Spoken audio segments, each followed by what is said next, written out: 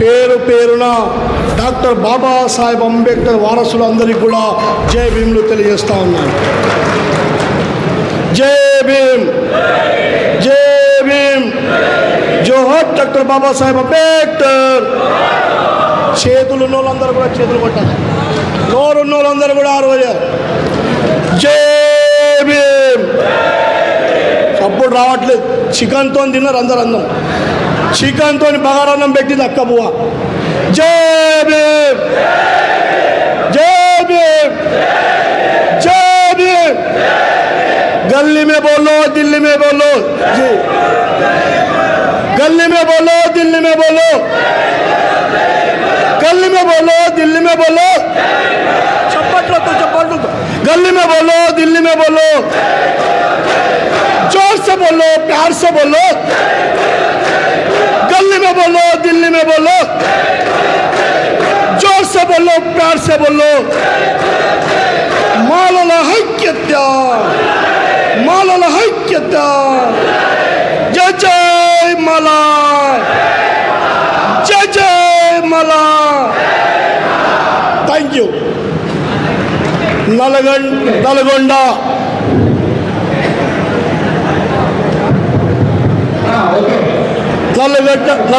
గడ్డ మీద ఇది మాలోల అడ్డ, ఇది మాలోల అడ్డానా కదా? నోరు అనాల, ఇది మాలోల అడ్డానా కదా? మరియు ఆగస్టు 1వ తారీఖున సుప్రీంకోర్టు జడ్జిమెంట్ వచ్చింది, వర్గీకరణ చేసుకోవచ్చని. మన మిత్రుడు మందకృష్ణ మాదిగ, మన మిత్రుడు, మన సోదరుడు. 1997లోనే చంద్రబాబు నాయుడు గారు అన్నదమ్ముల లెక్క అనుబంధాన్ని విడగొట్టి రాజకీయ లబ్ధి కొరకు వర్గీకరణం తెచ్చిండు. వర్గీకరణం తెస్తే అప్పట్లో ఉన్న మా పివి రావు గారు, మా మేధావులు, మన పెద్దలందరూ కలిసి సుప్రీంకోర్టు వెళ్ళి వర్గీకరణ చెల్లదు అని చెప్పి కొట్టేయడం జరిగినది.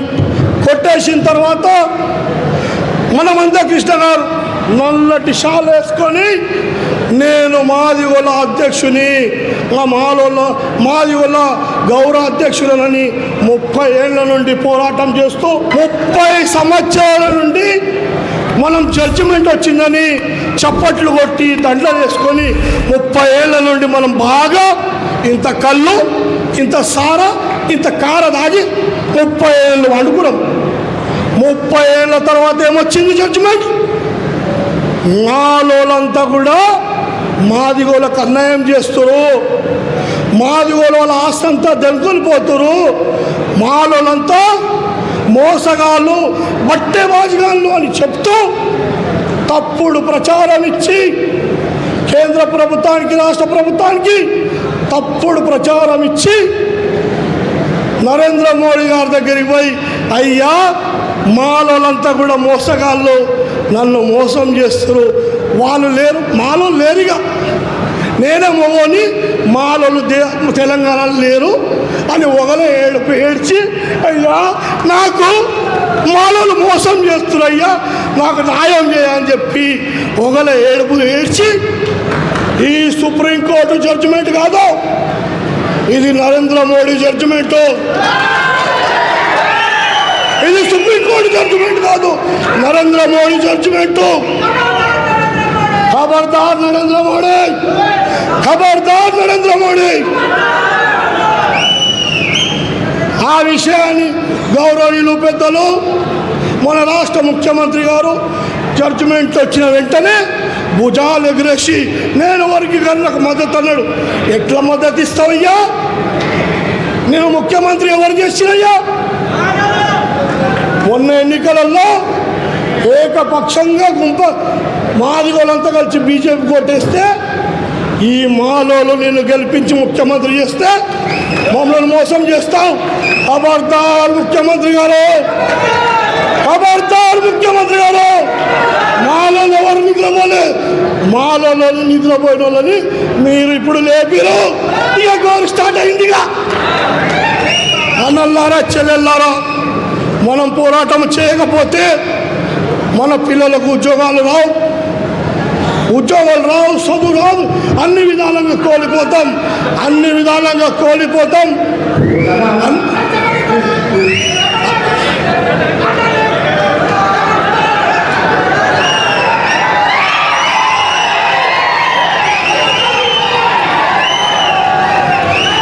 మొదల ఏడుపు ఏడ్చి న్యాయస్థానం సుప్రీంకోర్టు, ఉన్నత న్యాయస్థానం నమ్మేది సుప్రీంకోర్టునే. ఆ సుప్రీంకోర్టు కూడా బట్టబాచుకోట అయింది. మోడీ గారు చెప్పగానే 7 మంది జడ్జిలతో కమిటీ వేసి వర్గీకరణ చేసుకో అని చెప్పాడు. అది తప్పు జడ్జిమెంట్, చెల్లని జడ్జిమెంట్. ఆ జడ్జిమెంట్ని మనం ఎదుర్కోవాలి, పోరాటం చేయాలి. పోరాటం చేయకపోతే మాలోలు లేరు, అన్ని లబ్ధులు మాకే కావాలి, మేమే బెనిఫిట్ పొందాలి అని మనం నష్టపోతాం, మోసపోతాం. కాబట్టి ఈరోజు మన పులి ఐపీఎస్ ఆఫీసర్గా ఉంటూ ఉద్యోగానికి రిజర్వ్ ఇచ్చి నా మాని ఖాతా రుచిని పోరాటాన్ని ముందుకొచ్చిన ఏకైక నాయకుడు నాగరాజు గారు, వివేకేంద్ర స్వామి గారు, చెన్నయ్య గారు. ఎవరి గురించి వస్తారు? రాత్రి పగలు ఎవరి గురించి తిరుగుతారు? మన సంక్షేమ కొరకు రేపు ఈ పోరాటం చేయకపోతే మనము నిజాం రేపు హైదరాబాద్లో జరిగే గ్రౌండ్కు లక్షలాది మళ్ళీ తరలి రావాలి. చేతులు కట్టే, భుజానికి సంచిలో ఒక రొట్టెల టమాటా చెట్టు మిరపకడిలో చలో జాతరకి వెళ్దామా, హైదరాబాద్ జాతరకి వెళ్దామా, హైదరాబాద్లో జరిగే మాలలో జాతరకి వెళ్ళాలా, హైదరాబాద్లో వెళ్ళే మాలలో జాతరకి వెళ్ళాలి. ఆ జాతరను సక్సెస్ చేయాలా, మన ఉనికిని కాపాడుకోవాలా. లేకపోతే మాలోలు లేరు, మాలోలు కోల్పోయారు. మనం దీన్ని గట్టిగా పోరాటం చేయకపోతే వర్గీకరణ జరుగుతుంది. వర్గీకరణ జరిగితే రాజ్యాంగాన్ని కూడా మార్చాలని చాలా ప్రయత్నాలు చేస్తూ ఉన్నారు. రేపు ఇవన్నీ జరిగితే గుడికి బడికి చదువుకోవడానికి అన్నీ కూడా కోల్పోతాం. ఇప్పుడు మొన్న జరిగిన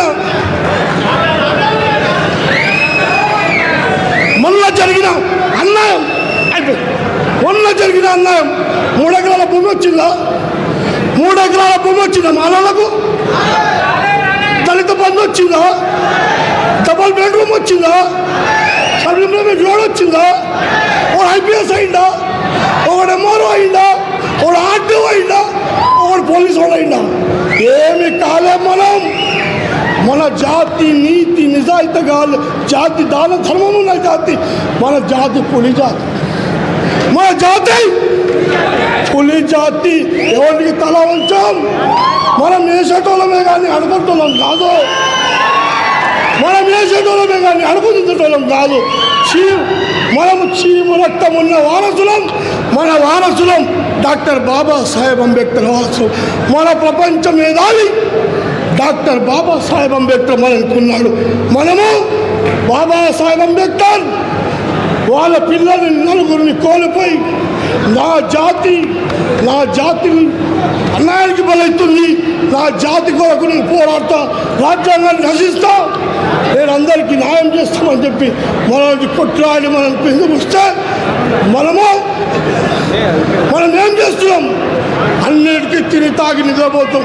అలా కాకుండా రేపు జరిగే 1 డిసెంబర్ 1 తారీఖున అందరూ కూడా జాతర భారీ ఎత్తున తరలి రావాలని, అందరూ ఇల్లు మేడారం జాతరకి ఎట్లా పోతామో మేడారం జాతరకు వచ్చినట్టుగా రేపు జరిగే సికింద్రాబాద్ తెలంగాణలో మీరందరూ కూడా రావాలని మీ అందరికీ కూడా వందనాలు చేస్తూ ఈ అవకాశం ఇచ్చే అందరికీ ధన్యవాదాలు.